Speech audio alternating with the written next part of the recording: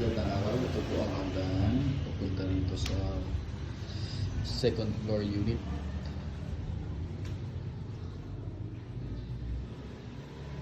Bali sa nakita ko nyo, ito yung magiging lababo niya. Medyo maluwag pa naman ng isang lamesa para sa dining area.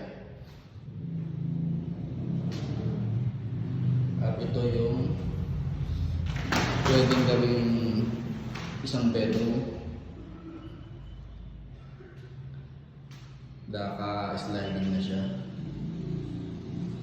Pero living room ang original na design nito.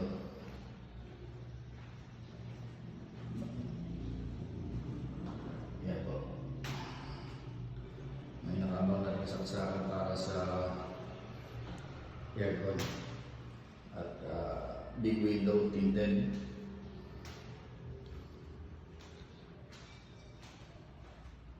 Ito po yung CR.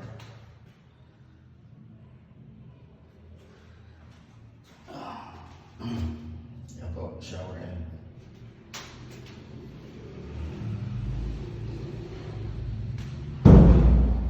Ito po, laundry area. Yan, may saksakan na po siya.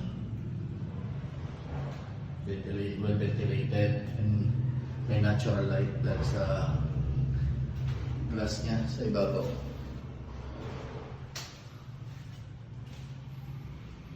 Ito po yung bedroom. Yan.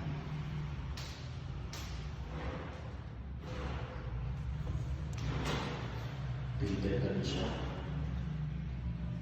At may nakakamalis sa akin. Maganda rin po ang view rito sa likuran. Medyo laging mahangin. Kaya kahit hindi naman aircon, okay lang.